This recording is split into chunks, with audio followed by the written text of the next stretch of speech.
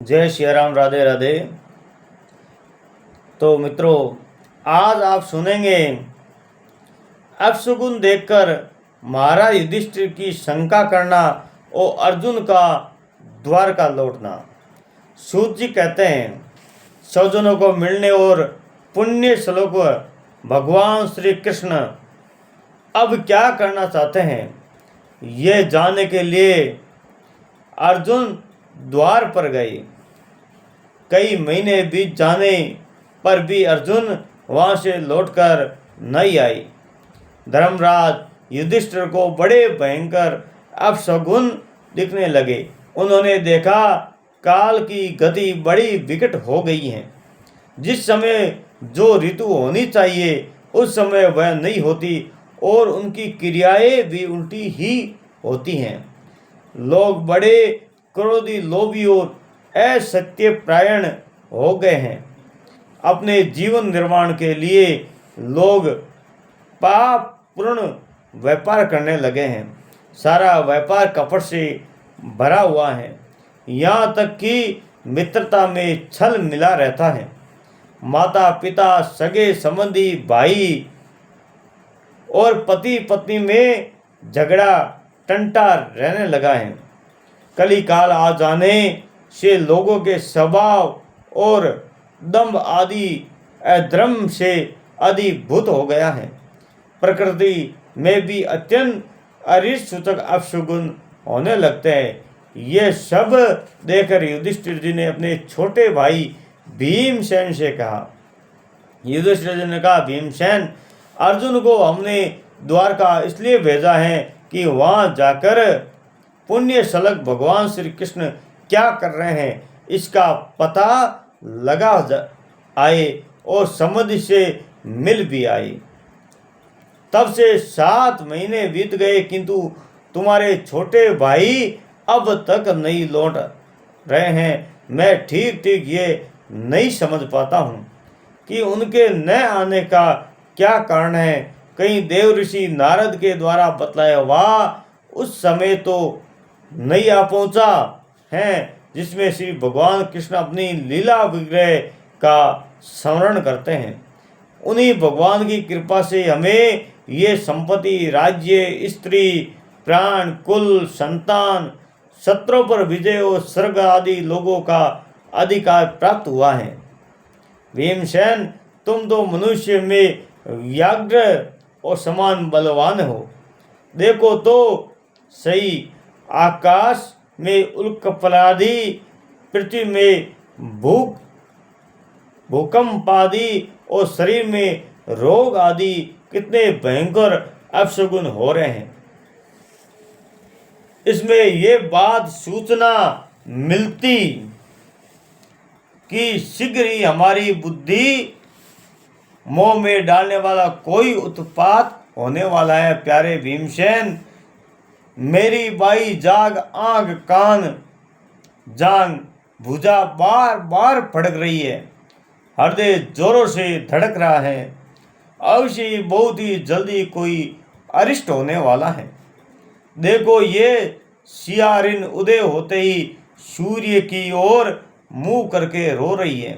अरे, उसके मुंह में तो आग भी निकल रही है। ये कुत्ता बिल्कुल निर्भर सा होकर मेरी ओर देखकर चिल्ला रहा है। भीमसेन, गो आदि अच्छे पशु मुझे बाएं करके जाते हैं और आदि बुरे पशु मुझे अपने दाहिने कर देते हैं। मेरे घोड़े आदि वाहन मुझे रोते हुए दिखाई देते हैं। ये मृत्यु का दूत, पेड़ू की उल्लू और उसका पक्षी कौवा रात को अपने कर्ण कठोर शब्दों से मेरे मन को कंपाते हुए विश्व को सुना कर देना चाहते हैं। दिशाएं धुंधली हो रही है। सूर्य और चंद्रमा के चारों ओर बार बार मंडल बैठते हैं। ये पृथ्वी पहाड़ों के साथ कांप उठती है। बादल बड़े जोर जोर से गरजते हैं और जहाँ जहाँ बिजली भी गिरती ही रहती हैं। शरीर में छेदने वाली एवं धूली वसा से अंधकार फैलाने वाली आंधी चढ़ने लगती है। बादल बड़ा डरावना दृश्य उपस्थित करके सब ओर खूब बरसाते हैं। देखो, सूर्य की प्रभा मंद पड़ गई है। आकाश में ग्रह परस्पर टकराया करते हैं। भूतों में घनी भीड़ में, पृथ्वी और अंतरिक्षों में छोटी सी आग सी लगी हुई है। नदी न तालाब, लोगों और मन शुद्ध हो रहे हैं। घिसे आग नहीं जलती। यह भयंकर काल न जाने क्या करेगा। बछड़े दूध नहीं पीते और गौवे दूधने नहीं देती। गौशालों में गौए आंसू बहा बहाकर रो रही है। बैल उदास हो रहे हैं। देवता की मूर्तियां सी रो रही है। उसमें पसीना चूने लगता है और वो हिलती डोलती भी हैं। भाई, ये देश, गांव, शहर, बगीचे, खाने, आश्रम श्रीहीन और आनंदित हो रहे हैं। पता नहीं ये हमारे किस दुख की सूचना दे रहे हैं। इन बड़े बड़े उत्पादों को देखकर मैं तो ऐसा समझता हूँ कि निश्चय ही ये भाग्यहीना भूमि भगवान के उन चरण कमलों से, जिनका सौंदर्य तथा जिनके ध्वजा वर्ज अंकुश चिन्ह में किसी में भी कहीं भी नहीं है, रहित हो गई है। सौनक जी, राजा युधिष्ठिर इस भयंकर उत्पातों को देखकर मन ही मन चिंतित हो रहे हैं कि द्वारका से लौटकर अर्जुन आए। युधिष्ठिर जी ने देखा अर्जुन इतने आतुर हो रहे हैं जिसके पहले कभी नहीं देखे गए। मुंह लटका हुआ है, कमल सरीखे नेत्रों से आंसू बह रहे हैं और शरीर में बिल्कुल कांति नहीं है। इनको इस रूप में अपने चरणों में पड़ा देकर युधिष्ठिर जी घबरा गए। देव ऋषि नारद की बातें याद कर उन्होंने सबके सामने अर्जुन से पूछा, भाई, द्वारकापुरी में हमारे सौजन संबंधी मधु भोज दशार्ष आर सात्वत अंधक और विष्णुवशी यादव कुशल से तो हैं। हमारे माननीय नाना सूरसेन जी प्रसन्न तो हैं। हमारे छोटे भाई मामा वसुदेव जी तो कुशल पूर्वक है ना। हमारी पत्नियां, हमारी मामी देवकी आदि साते बहनें अपने पुत्रों के बंधु के साथ आनंद से तो है ना।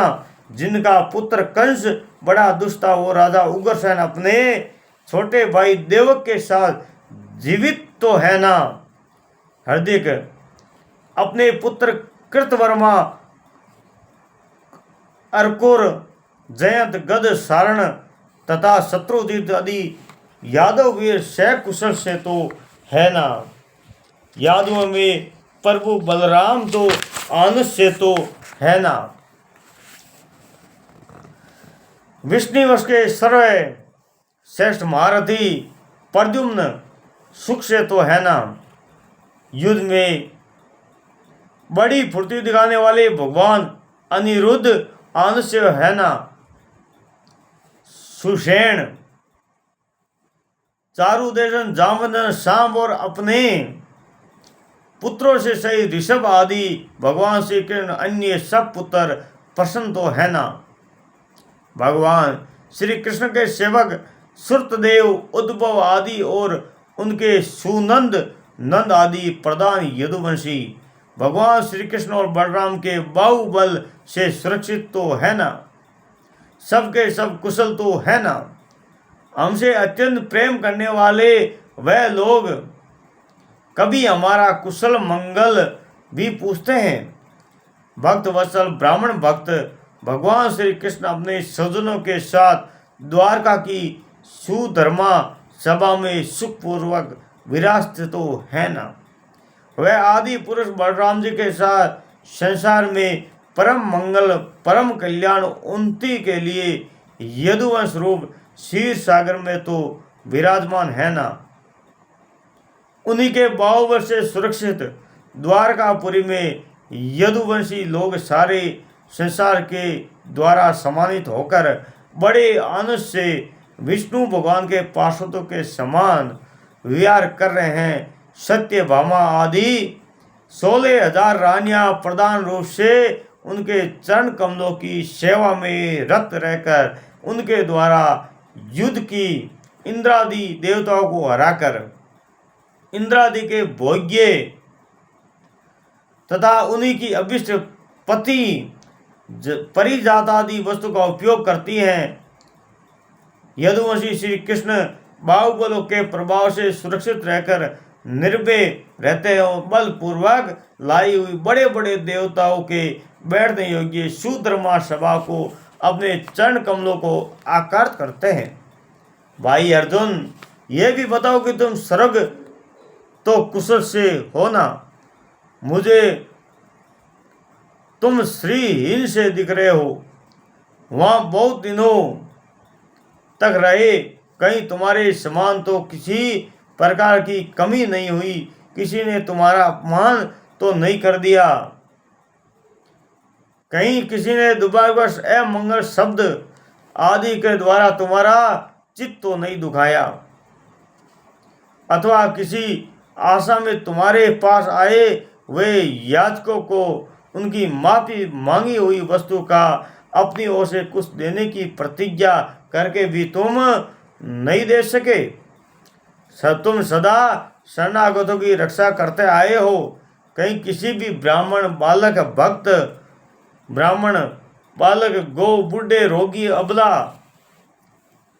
अथवा किसी प्राणी का जो तुम्हारी शरण में आया हो, तुमने उसका त्याग तो नहीं किया।